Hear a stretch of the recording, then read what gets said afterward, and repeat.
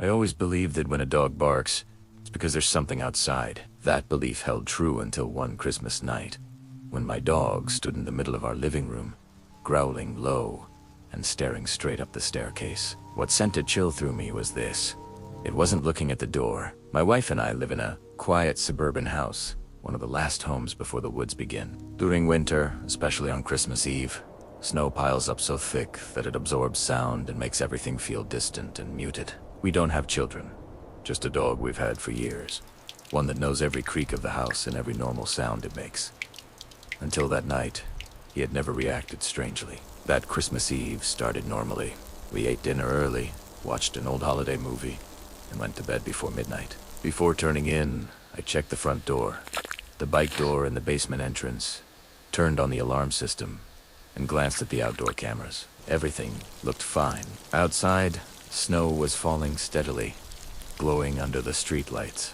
Sometime after 2 in the morning, I woke up to a sound that didn't feel right. It wasn't loud, but it was deep and steady. A low growl coming from downstairs. When I stepped into the living room, my dog was standing perfectly still in the center of the room. His body was stiff, his fur raised, and his eyes were locked on the staircase leading to the second floor. He wasn't running toward the door. He wasn't barking at the windows. When I called his name, he didn't turn around. He just kept staring upward, as if he was tracking something I couldn't see. I turned on more lights, trying to push the unease out of my chest, then checked the outdoor cameras on my phone. The front yard was empty. The backyard was covered in untouched snow. No footprints, no movement. Outside, everything was silent. Inside, my dog continued to growl. I went into the kitchen to get some water, and that's when I noticed the second thing that didn't make sense. On the floor near the back door were small wet marks, scattered and uneven, like snow melting off the bottoms of boots. I stopped where I was. It was below freezing outside, and no one in the house had gone out. When I moved closer to the basement door, my stomach tightened. It wasn't wide open, just cracked slightly, but it wasn't fully closed the way I remembered leaving it. I stood there for a moment, trying to convince myself it was nothing. Maybe I forgot to latch it properly. Maybe the cold caused it to shift. But when I returned to the living room, my dog hadn't moved. He was still there, eyes fixed on the staircase, refusing to look anywhere else. I opened the indoor security cameras. The living room feed showed nothing unusual. The hallway camera did. On these screen, wet footprints appeared clearly, starting near the basement door, moving through the kitchen, and continuing down the hallway. They stopped right in front of our bedroom door. There was no image of a person, no shadow. Just the marks left behind by someone who had been there. I didn't open the bedroom door. I called the police. They arrived about 20 minutes later and searched the entire house, including the basement, the attic, and the woods behind the property. They didn't find anyone. There were no signs of forced entry, no broken windows, and nothing missing. One officer suggested someone might have entered by mistake and left, or that the footprints could have been mine. I didn't argue, but I knew they weren't. I didn't own shoes like that. After that Christmas night, I never let the dog sleep downstairs again. He stays in our bedroom now. Right beside the bed. The house is the same, but the feeling of safety never fully returned. And even now, years later, when I think back to that night, one question still lingers in my mind. If he wasn't looking outside, then who was he looking at? All it took was a short text message. "Mom, come to the end of the street and pick me up after that night. My family has lived in constant fear and unease. I'm a single mother, living with my 17-year-old son, Evan.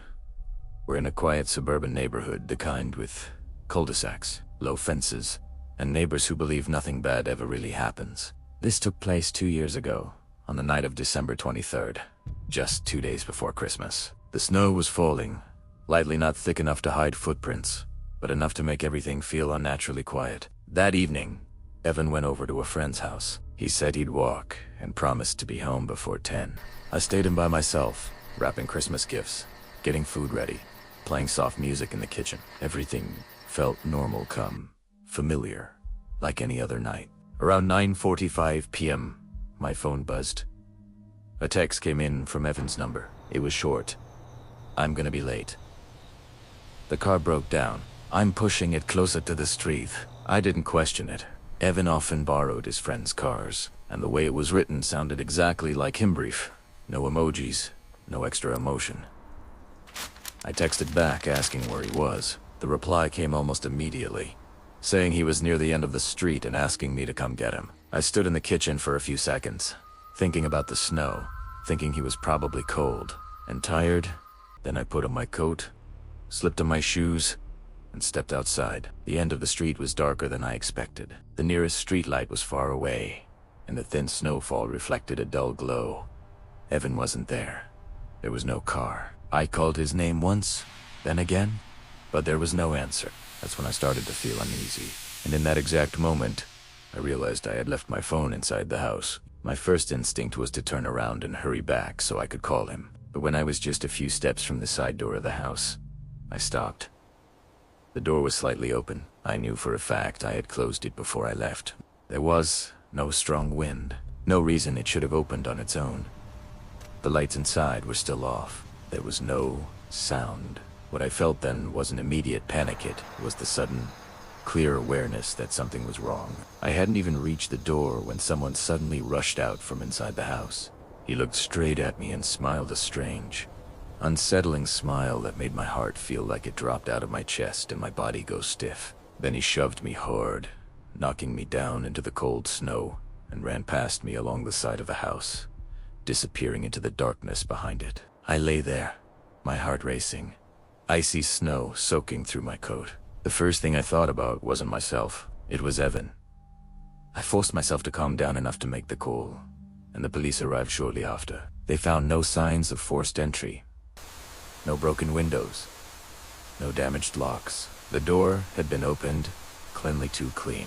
I overheard one officer quietly tell another that it looked professional. When they spoke to me, they said there were two possibilities. Either he planned to get in quickly, grab something, and leave. Or worse, he had already been inside, waiting for the whole family to go to sleep.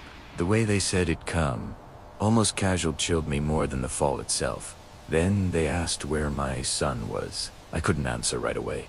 Evan still hadn't come home, and it was clear his phone was in someone else's hands. The police began asking for his description, his age, his height, what he was wearing. They said they would contact friends' houses and prepare next steps, if necessary. I stood there shaking, my mind blank, feeling like I was sitting on a ticking bomb. About 10 minutes later, Evan walked home on his own.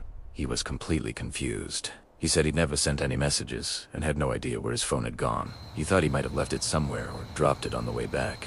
None of us know when that person took his phone or how long he had been watching our house. They never caught him that night. The police said they would expand the investigation, and were left not knowing if or when he might come back. Want to hear more stories like this? Hit follow. The night isn't over yet.